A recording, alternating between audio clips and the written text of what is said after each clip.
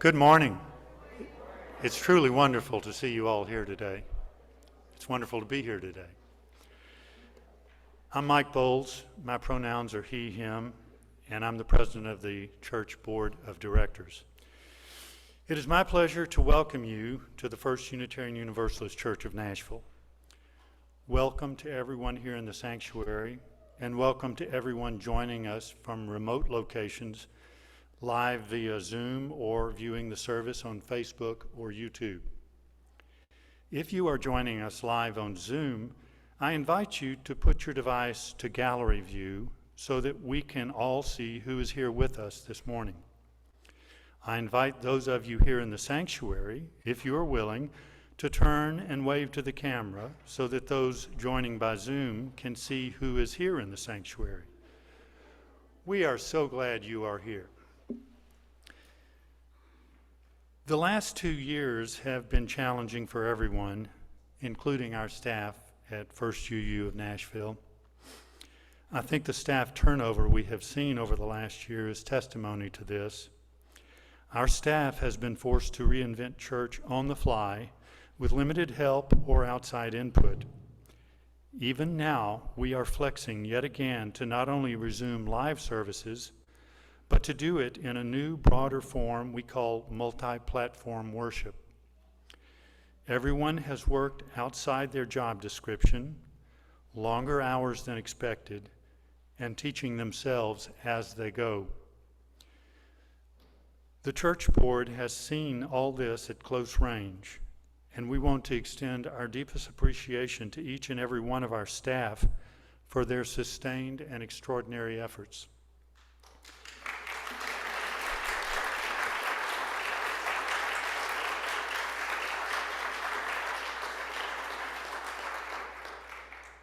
When you have a chance to interact with one of our staff, please take the opportunity to thank them for all they have done and continue to do for the church during this stressful time. On Sunday mornings, we bring our whole selves, our many names for the divine, our diverse spiritual paths, and join together in worship. As Unitarian Universalists, we do not share a common creed, but covenant together to affirm our interdependence, celebrate our differences, and work for justice. We are a welcoming congregation, and we deepen our relationships as we serve our congregation's mission to create community, nurture spiritual growth, and act on our values in the broader world, guided by reason and compassion. I would like to extend a special welcome to anyone who may be visiting with us for the first time, whether in person, by Zoom, Facebook, or YouTube. Whoever you are, whatever brought you here today, wherever you are on your personal journey, you are welcome here. If you would like to learn more about Unitarian Universalism or how to become involved in the life of the congregation, you can reach out to our student minister, Diane Dowgiert. You can find her contact information on our website, firstuunash.org, where you can also learn about religious education, faith formation, and social justice activities, as well as ways to give. I have a couple of brief announcements this morning. Our faith development program is offering 2 new classes. One is Wandering Together, which is presented in conjunction with the UU Church of Palouse in Moscow, Idaho, and is starting this afternoon. The other is Spiritual Practices with Reverend Diane Dowgiert, coming this April. You can see our postlude slides and visit our website for details on these classes and on all other faith development offerings. We also ask you to look for something called our Visioning Wishing Well. The Mission Vision Covenant Task Force has been planning opportunities for input to guide the writing of Fund's New Vision Statement. This is important because our New Vision Statement will be a description of how we will be different in 5 years as we work together to fulfill our mission. It will be used as guidance, offering direction to the church members, leaders, and staff. There are several ways you can participate, and we do need your input. See our website for details. Now, may we all be nurtured and strengthened by our time of worship together.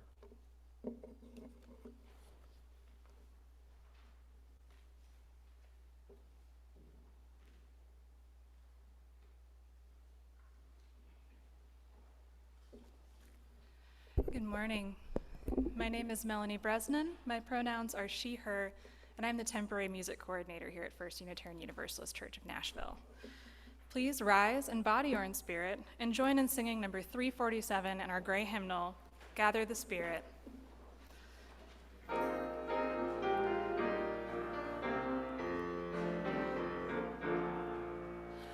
Gather the Spirit, harvest the power, our separate fires will kindle one flame, witness the mystery of this hour, our trials in this light appear all the same.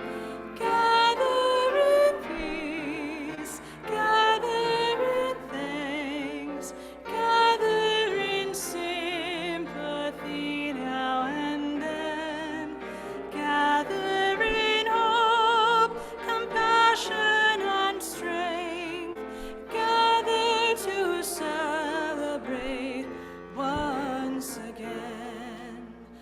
Gather the Spirit.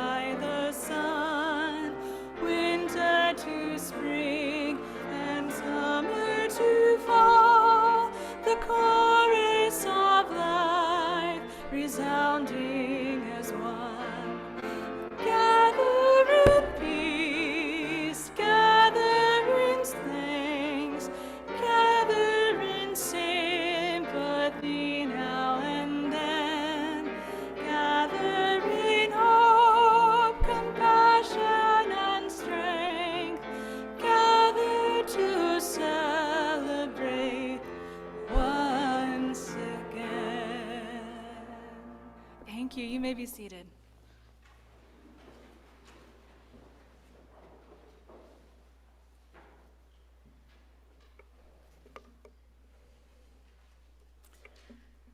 Good morning. I'm the Reverend Diane Dowgiert. My pronouns are she and her, and I call us into a time of worship with words written by Leslie Takahashi. All that we have ever loved and all that we have ever been stands with us on the brink. All of that we aspire to create, a deeper peace, a larger love, a more embracing hope, a deeper joy in this life we share. In this spirit we gather. Come, let us worship.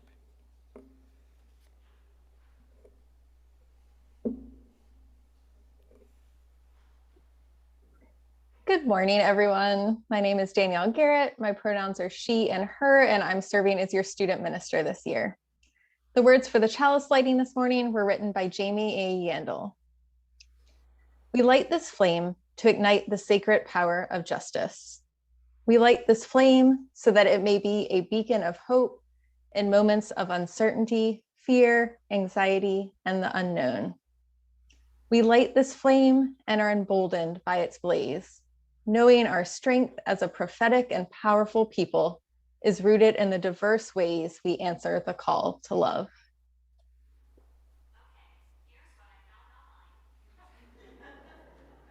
Good morning. I am Marguerite Mills, your Director of Lifespan Religious Education, and my pronouns are she, her. I get to tell you a story today. Now, the thing about stories is that they vary depending on who tells them, and if it's the same person telling the story at different times in their life, even then, those two tellings may differ. So, I grew up believing that Jesus really lived about 2,000 years ago, and that he was the Son of God. Now, I don't think about that anymore. It doesn't matter to me because it's his stories and his teachings that I treasure. It's the same for miracles. I like to say that I don't believe in them. I depend on them. So with that in mind, I'd like to tell you my version of the time when Jesus fed 5,000 people with only 5 little loaves of bread and 2 tiny fish. Jesus and his disciples, now let's stop for a minute. Jesus was, he was a rabbi or a teacher, and the disciples were his students. So Jesus and his disciples, teacher and students, they hadn't seen each other for a while, and so they really wanted to catch up with each other. But many people had gathered. Many had come to see Jesus and to hear him speak and to take in his teachings. So although the disciples were not exactly happy about that, Jesus sat on a rock and he began to speak, to teach all day, through the morning, midday, into late afternoon. And one of the disciples approached Jesus and he said, maybe we should let the people go so that they can go and find a town to have some food. They have to be getting really hungry at this point, and you don't want a crowd of that many people being hungry.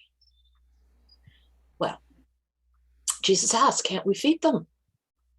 And he just looked at the disciple for a long moment. And if you've ever been on the receiving end of that kind of a look, you can start to get a bit uncomfortable. And the disciple said, but there's so many, it must be 5,000. Do you have any idea how much that would cost? And Jesus said, well, tell me. Well, it must be at least 8 months worth of wages. Is there no one else here? Jesus asked. No one who brought food? Well, another disciple came up and he says, well, I saw a little boy, a young boy. He had 5 little loaves of bread and 2 tiny fish. Oh, Jesus said, bring him to me, please. And the disciple brought the boy, who was really nervous about Jesus calling him. And he walked up and he was looking at his toes. And Jesus said, would you show me your food? And the little boy did. He showed those little fish and those little loaves of bread. And Jesus asked him a question. Would you be willing to share that? And he turned the little boy around to face that huge crowd. Is there someone here you would share that with? And the boy saw another boy about his own age. And he went over and he sat down next to him and brought out his food to share with that boy. And the boy, well, he turns out he had some fish and some loaves too. And so together, they turned to an elderly couple next to them who didn't have any food with them. And they shared it. And someone next to them saw this. And someone else saw it, and someone else saw it. And they started to reach into their cloaks and into their sacks, those who did have some food, and bring it out. And look around them for those who did not have any food and share it. And if you can imagine, over this wide expanse, this huge throng of people, how that just spread, just like a wave, it spread over that crowd. And everyone sat for a while and broke bread together. And you know what? When it was over, there were even leftovers. So the disciples gathered together all the leftovers because they knew that on the road they would encounter other people who were hungry, who had not eaten, and it would be lovely to have something to share with them. So I choose to see this story as a miracle of the people when they came together, that they were able to create their own state of abundance. We can make our own miracles. And so ends the story.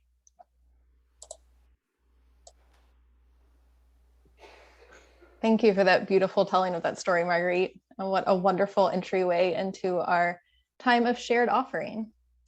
You may know that we share every Sunday's collection with an organization whose work outside our walls aligns with our values. Our Share the Plate partner for the month of March is Fund's TransAffirming Collective.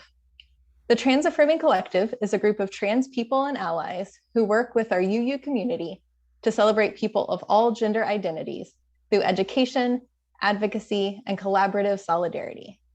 TAC's monthly meetings are open to anyone who shares this mission. There's a collection bowl in the rear of the sanctuary, and as always, you can donate online by visiting firstuunash.org. The offering is a sacrament of the Free Church. It is supported by the voluntary generosity of all who join with us. As always, your gifts, like your presence among us, are received with gratitude.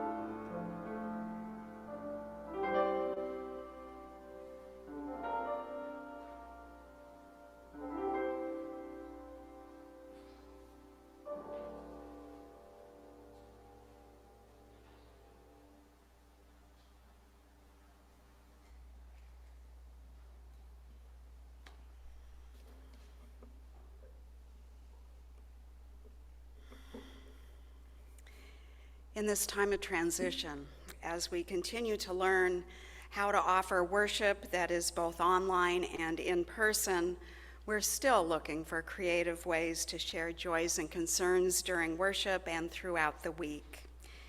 And we're working towards a process that will be deeply connecting, that honors the privacy in a multi-platform environment and provides a means for follow-up by the lay ministers as needed, and we're not there yet. So in the meantime, your lay ministers remain ready and willing. Truly, they want to hear from you. They're ready to listen to you and support you in your times of need. And you can find their contact information on the church website. And as we hold the joys and the sorrows and the concerns that we bring with us every time we gather close in our hearts, I invite us into a time of meditation, contemplation, prayer, with words written by J. Abernathy. Spirit of life and Spirit of love, let us join in a moment dedicated to that quiet power within us. It is within that we find the will to face the world. It is within that we find the love to embrace the world. It is within that we find our personal identity and know the world. Yet within us is also a great void. We fill this void at this time of great loneliness, frustration, and despair. Sorrow, hatred, and greed, too, are within us. Just as we need to be alone at times to put things right, so do we need to be with others to love and be loved.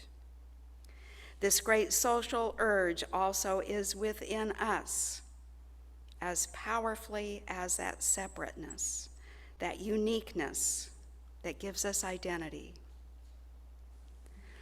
Let us look within ourselves with honesty and trust. We shall find there a personal center important to who we are. We shall find there something held in common with those about us, family, friends, neighbors, and in ever-widening circles, until we find that which we have in common with all people, something irreducibly human, something completely natural. This is the center of all religion, all love, all concern for others, and it is the center of all personal growth. May these few moments be a personal time for you, a time for that person within you who feels at one with humanity, with nature, and with all the universe that was, is, and shall be. Amen.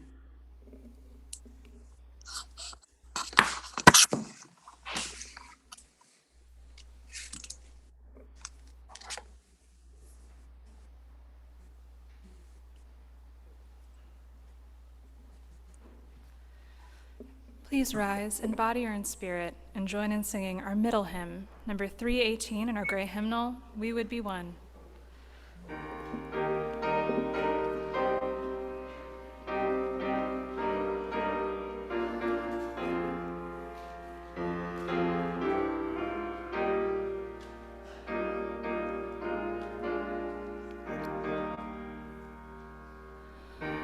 We would be one as now we join in singing our hymn.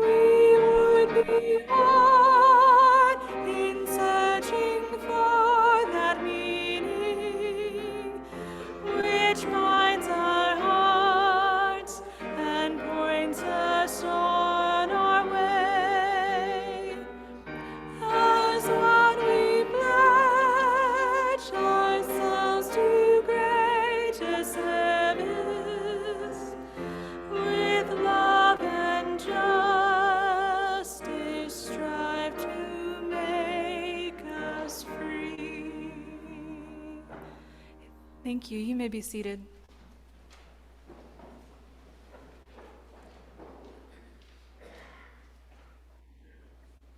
The words for our reading today come from the book Dreaming the Dark, Magic, Sex, and Politics, written by Starhawk. We are all longing to go home to some place we have never been. A place half remembered and half envisioned we can only catch glimpses of from time to time. Community. Somewhere, there are people to whom we can speak with passion without having the words catch in our throats. Somewhere, a circle of hands will open to receive us. Eyes will light up as we enter. Voices will celebrate with us whenever we come into our own power. Community means strength that joins our strength to do the work that needs to be done. Arms to hold us when we falter, a circle of healing, a circle of friends, someplace where we can be free.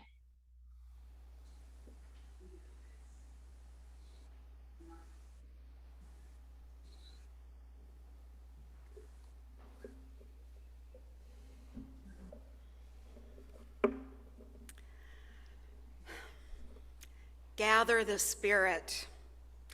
Harvest the power. Our separate fires will kindle one flame. We would be one. These are some powerful words that we have sung today, words that call us together in body or spirit and remind us of our oneness and our strength as a community. I'm here today to talk about power. I'm here today to talk about our collective power as a congregation, our collective power as Unitarian Universalists. And to talk about power raises questions. You use love questions, don't we? So the questions about power are that we have, what it is, who has it, where it comes from, and how it is used or abused. And to talk about power is to acknowledge its shadow side of powerlessness. It's easy to feel powerless these days. Powerless in the face of a virus that has the world in its grip, powerless in the face of changes to our global climate, powerless in the face of brute force and the raw power of military might, powerless in the face of tyrants. It's at times like these that I recall the words of the author and teacher in the Course in Miracles, Marianne Williamson. She says, "Our deepest fear is not that we are inadequate. Our deepest fear is that we are powerful beyond measure." Take that in for a minute. We are powerful beyond measure. And while it may be true that any one of us does not have the power to control or overcome forces larger than we are, that even all of us together do not have that power, we are far from being powerless. As Williamson reminds us, later in that same reading, she says, "Your playing small does not serve the world. The world then is best served when each and every one of us claims every piece of power that we possess." Power is an innate gift of life. Every living being on earth has the power to act, to grow and change and reproduce. As human beings, we have the power of our beating hearts, the power to draw breath into our lungs and let it back out. We have the power to give and receive love, the power of empathy and compassion. We have the power of thought and reason, the power of passion, and the power of faith. Power is an innate gift of life, and we do not all possess power in equal measure. And with greater power comes greater responsibility.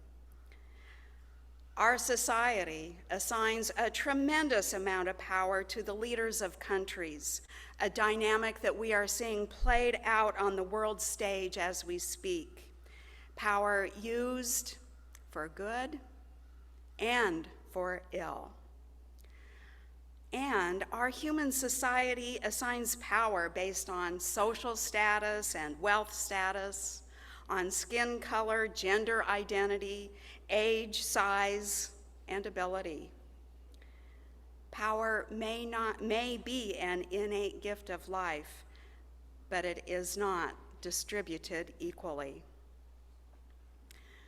The biblical story of loaves and fishes that Marguerite told us this morning can be read as a story of a community discovering their power.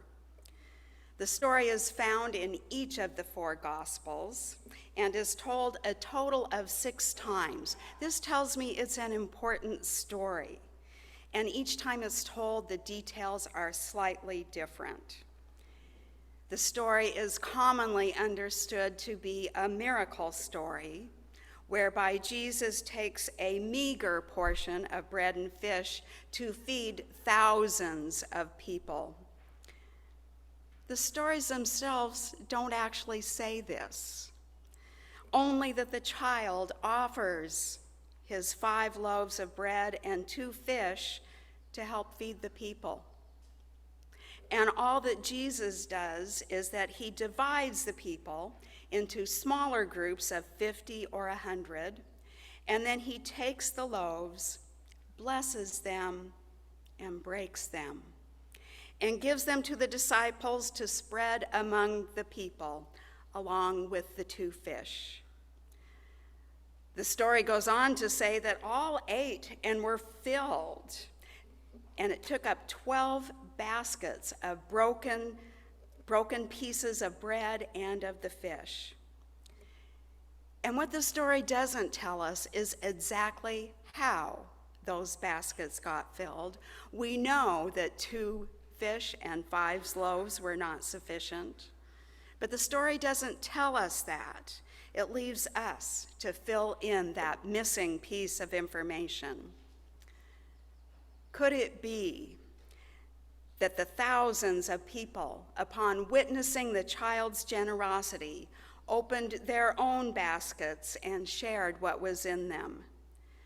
Maybe then it wasn't a supernatural miracle, making the loaves and fishes magically multiply. Maybe the miracle was that the people opened their hearts and their picnic baskets to share the abundance that was already present, drawing on the collective power they already possessed to feed each other and to make sure that no one went hungry.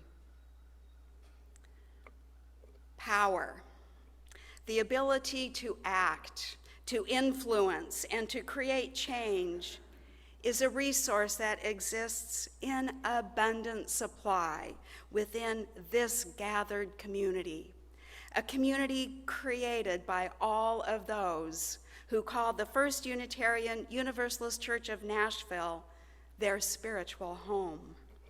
So whether you are here in the sanctuary, or if you are joining us on Zoom or watching us on Facebook or YouTube, all of us, here and there, you are all part of a power collective, one that is owned and operated by its members who give to, and draw from this power collective. It is owned and operated by all who join with us in the spirit of our mutual covenant of care, compassion, support. And when everyone plugs into this power collective, sharing generously of the power they possess, be it the power associated with a position held in the church or in the larger community, the power of wealth, the power of one's gender, racial, or ethnic identity, the power of one's ability or education or knowledge, or the power of simply being alive. When everyone plugs into this grid, the amount of power available to the whole increases. And with each person that plugs in a connected and engaged way, our light shines a little brighter. And isn't this what we mean when we say our separate fires will kindle one flame? James Baldwin, the brilliant African-American writer and activist, once said, "It is necessary, while in darkness, to know that there is light somewhere, to know that in oneself, waiting to be found, there is a light." We've been through some bleak times of late, a darkness that seems unwilling to abate. I think it's true. I know it's true for me, and I think it's been true for you, is that during this time, this church has been a source of light, if only by knowing that it is here. There's been an added cruelty to this bleak time. When we needed to feel our collective power the most, often we've been unable to fully plug in, to connect and engage, to find ourselves longing for that community that Starhawk describes. Somewhere a circle of hands will open and receive us. Eyes will light up as we enter. Did you feel that this morning? Eyes lighting up. Voices which will celebrate with us whenever we come into our own power. James Luther Adams, who was a prominent white American UU theologian of the 20th century, often spoke of the humanizing power of the church.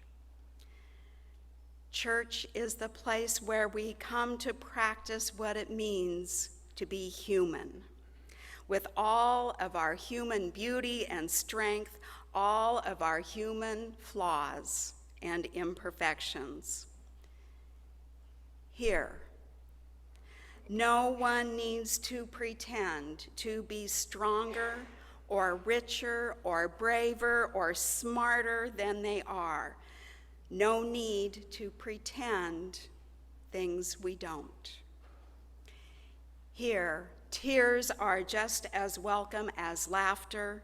There is room to lament and room to rejoice. For this is what it means to be human, and the church is where we come to practice. I'm reminded here of words of Desmond Tutu, the Black South African Archbishop of the Anglican Church, who noted that a person is a person through other persons. You can't be human in isolation. You are only human in relationships.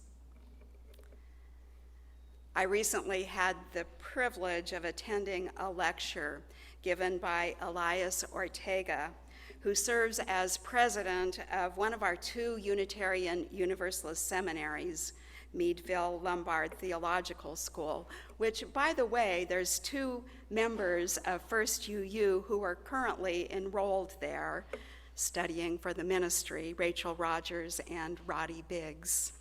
So we send them our best wishes.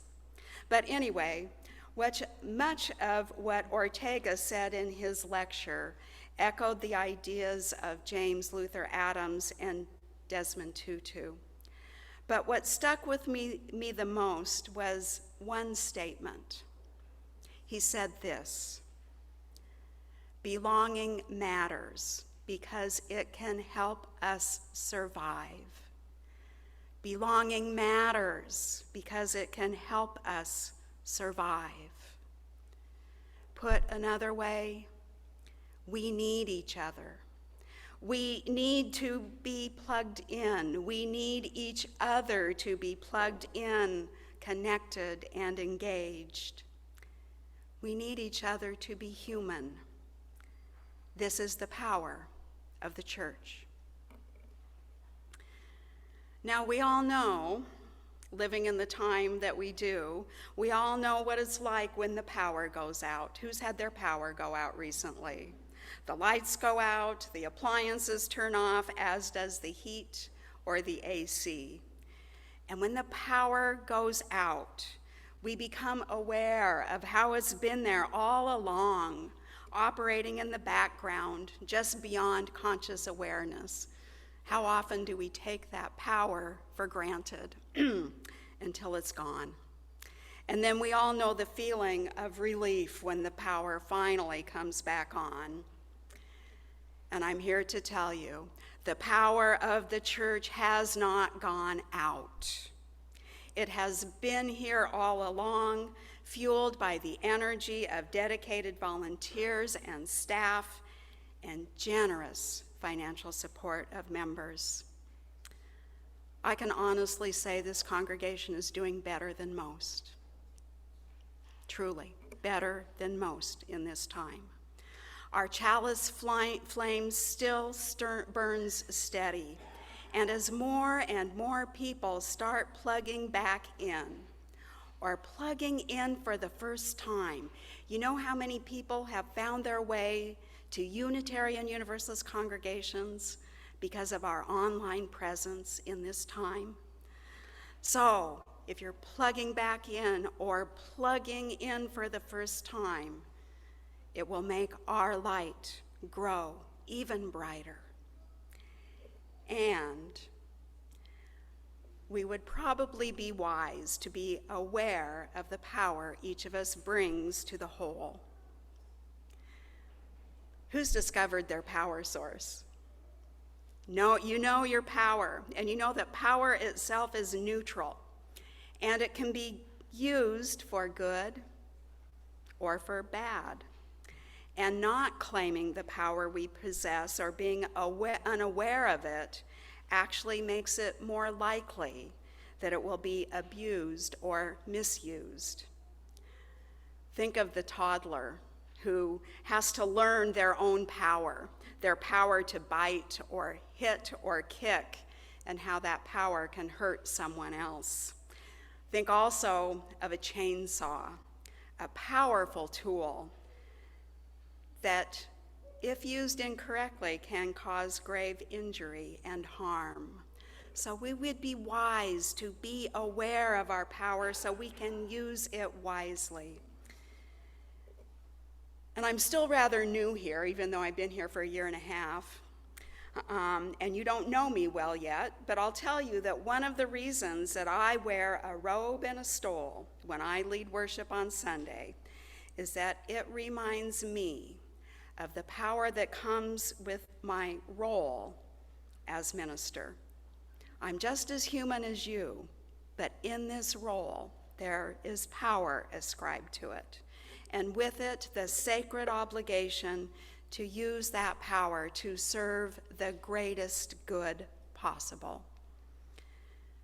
My challenge to each of you is to consider what power you possess and how you can best share those powers in community, knowing that by sharing your power, you are making more power available to the whole. And if you're looking for ways to easily plug back into the life of the congregation, or to plug in for the first time, or if you've been one of those chugging away, keeping it all going, if you need to plug in and recharge your depleted batteries, consider coming to one of the faith formation classes, Wandering Together, starting this afternoon, and spiritual practices beginning in April, so that you can refill your well.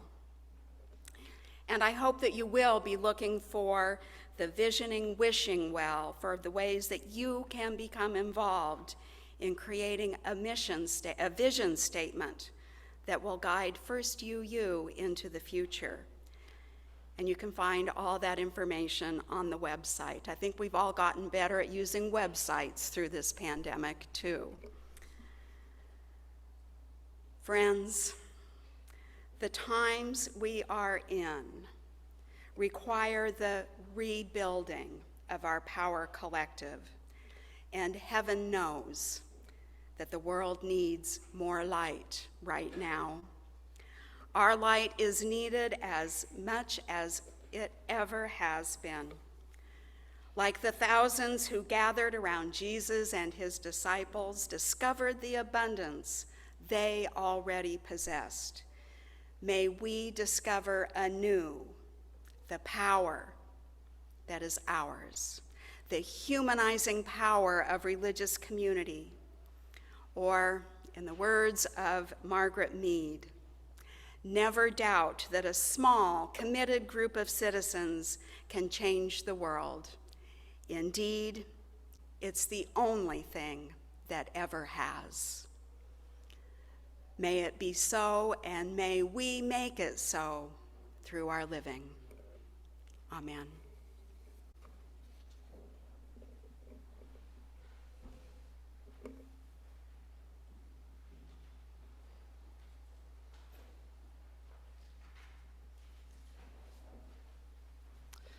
Our closing hymn today will be number 1064 in the blue hymnal, Turn the World Around, and will be led by our choir, both in person and on the screen behind you.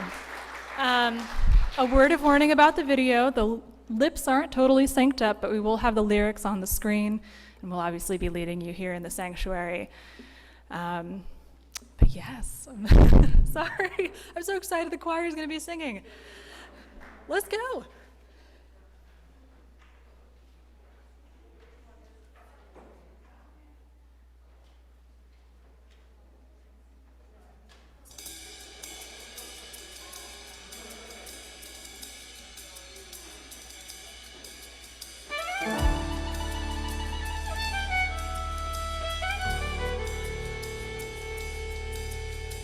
We come from the fire, living in the fire. Go back to the fire, turn the world around.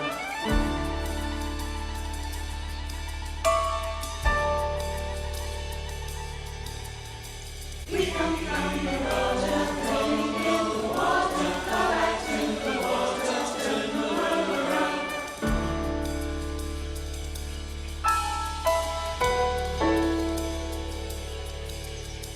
We come from the mountain, living on the mountain. Go back to the mountain, turn the world around. Oh, so is life.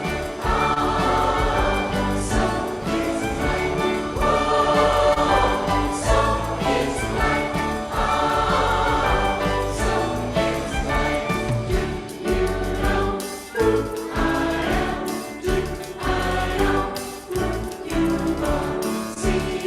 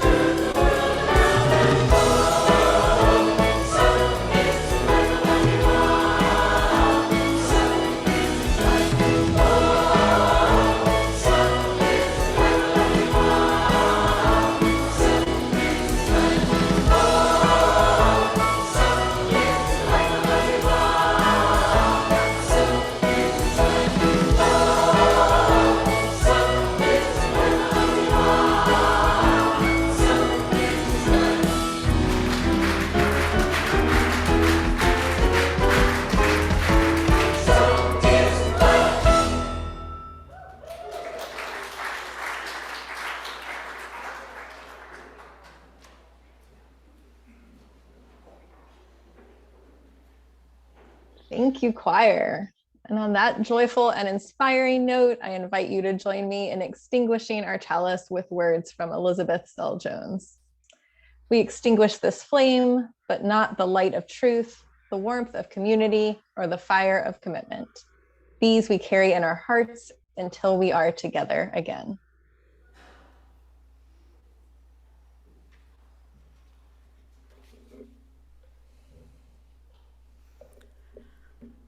I'm pretty sure you all successfully passed the audition to join the choir. See Melanie. And I leave you with words of benediction that were written by Tom Shade. My friends, there is a power at work in the universe. It works through human hands, but it was not made by human hands. It is a creative, sustaining, and transforming power, and we can trust that power with our lives. This service has ended. May our service to the world continue renewed. Go in peace. Go in love.